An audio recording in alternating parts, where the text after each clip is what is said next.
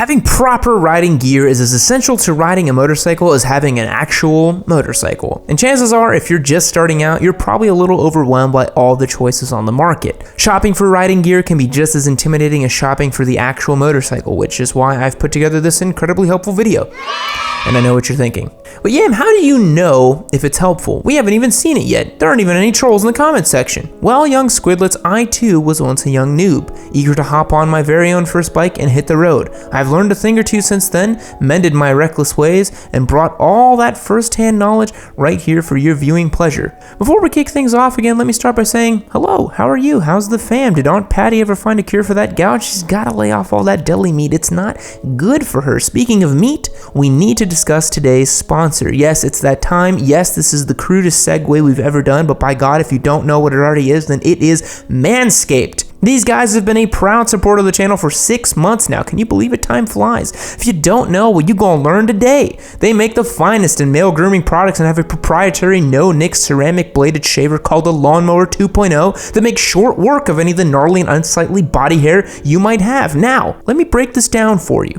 8 in 10 partners prefer a trim downstairs. Papa wants you to be as aerodynamic as you possibly can be, and it's gonna allow you to have a much better looking dyno graph when you get fully torqued. For a limited time, get 20% off using code YAM20 at checkout and get yourself free shipping too. That's a heck of a deal. So hit that link below, get yourself 20% off the finest male grooming products in all the land, and use code YAM20. Damn it. Alright, enough of the clammy pubes talk. Let's get started, shall we? Just like motorcycles, there are a lot of options out there for gear. One of the best places to start your quest and to find the perfect gear is right here on the internet. Google is a mecca of invaluable information, and a quick search will have you tumbling down the rabbit hole of racing suits, customized helmets, and Kevlar jeans.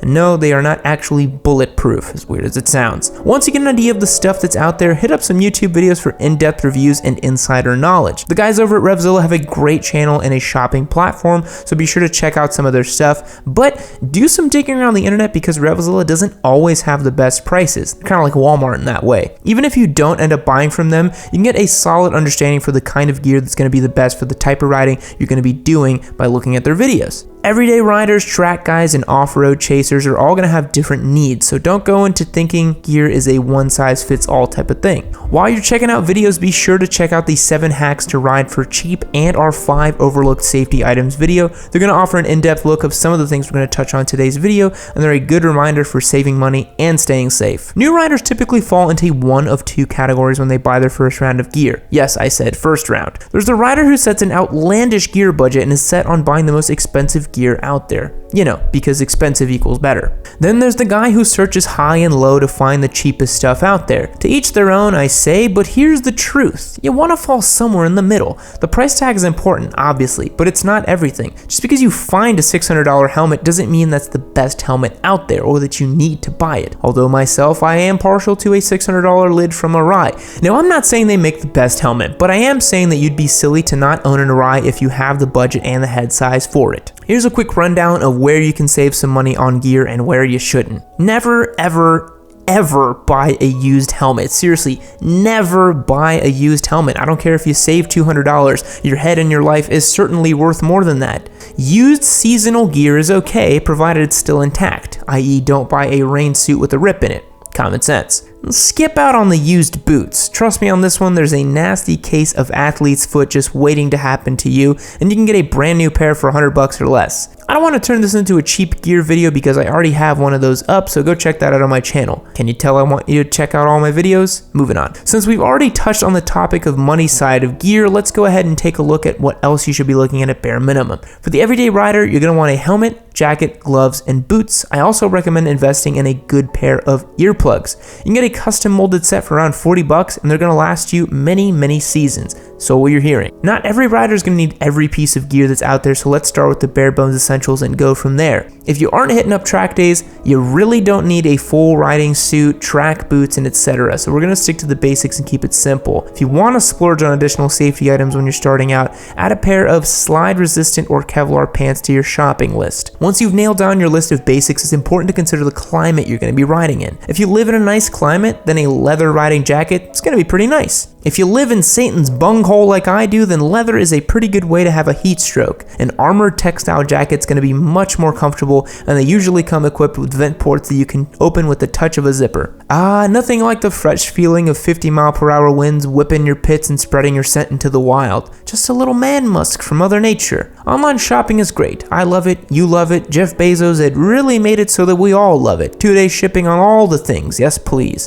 It's a giant leap forward towards instant gratification without social interaction. I can order anything I want, and I don't even have to put on pants. Magical. Now here's the thing, do not make your first venture into gear an online shopping expedition only. Yes, it's super convenient, but it's also super risky. Before you purchase anything, it's really important to make sure it fits. This isn't like buying a t-shirt or a pair of jeans. The fit of your gear has a direct impact on its ability to perform and keep you safe. So take time to go in the shop and get properly fitted. Especially for your helmet. Riding gloves and jackets fit differently than your everyday wear. Try on a few sizes and check out the fit against your riding posture. It's going to be different if you're on an aggressive super sport bike than it is if you're riding a monster chopper. Make sure you got plenty of room across the broadest part of your back, room in your pit area, and plenty of length. The guys over at Revzilla do a really good job of showing you how these pieces of gear are going to articulate when you're on the bike. Gloves need to be tried on as well. Make sure you've got good feeling in them so you aren't fumbling around with your throttle or brakes. It may sound fussy, but the last thing you want is to have your gear fighting against you in an emergency situation, or have your gear create an emergency situation because it inhibited your movement. Once you've tried things on and you know how different brands fit, go ahead and shop online. Just don't go blindly into it without a proper fitting. Now, gear can get costly pretty quick, so after you've invested time researching, getting fitted, made a monetary investment to boot, make sure you don't have to replace it every season. Most gear can last you for the duration of your riding life if you take care of it. The major exception to those are going to be boots and helmets. Any brand worth their salt will include care instructions with your gear, but if they don't, it's nothing a quick internet search can't fix. If you're wearing leathers, be sure to wipe them down pretty regularly and take time to apply a good leather conditioner at least once a season. It'll help them last longer. It'll give you some one-on-one time to see if there are any issues with your gear that warrant replacement. Most textile pieces can be washed in your basic washing machine. Just be sure to take out any removable armor plates first. If you thought leaving loose change in your pockets was destructive, just wait until you see what elbow pads can do. Your gear is an investment just like your bike, so take care of it and it will take care of you. I look forward to seeing you squidlets on the road. Remember to keep it safe, pay attention, and most importantly, don't be a dick. A sincere thank you to each and every one of you for subscribing and always racing to check out our newest uploads. I really do appreciate it. Your likes and comments warm this frozen heart of mine and give me just a warm fuzzy feeling in my heart. You guys are 100% paving the way for the year of the Yam, which is going pretty good, I might add. Now, this video wouldn't be complete without me mentioning our Patreon. It started out as our beginner bike giveaway, and we still do that. We've got the KTM RC390 up for grabs, but really, it's grown to be one of the best communities for motorcyclists on the internet. Imagine a safe place where you can come learn about bikes, ask questions, see exclusive content, and hang out with me. That's what our Discord server is. It's a chat room you can access on desktop and mobile. It's going to work just like Slack or TeamSpeak. Join over 565 members who have signed up. We've got channels specifically for new riders, bike purchases, memes, and more. Oh yeah, you get additional chances to win the bike and you're automatically entered for free. You'll get access to live streams, polls to help us decide what to do with the bikes, and more. We also do a weekly $100 gift card drawing for our members. Watch our weekly It Came From Craigslist videos to see how that works. So join us in creating the best exclusive motorcycle community on the internet. Hit the link below to go to our patreon.com/YammieNoob to get started. We're working on some crazy new stuff for you guys, and I'm having a great time just seeing how far we can push things on this channel for you. If you haven't already, go and check out our new merch line as well. We've got Turbo Busa or Die shirts, hoodies, and hats. We've also got Make Busas Great Again hats, which are excellent. We've also got the classic YammieNoob shirts too. Go take a look in the link in the description below and support your boy and rep the strongest Busa merch in the game. Thanks again for watching. I'll catch you guys next time. See you later. Fact: in 1674, Louis XIV of France heard that 9-year-old Francis Selden had cracked a joke about the king's bald head. He had the child arrested and thrown into solitary confinement in the Bastille. His family was told that he had disappeared from school, and young Francis spent 69 years in the hole. 69 years in the hole. Hey, LMAO. Goodbye.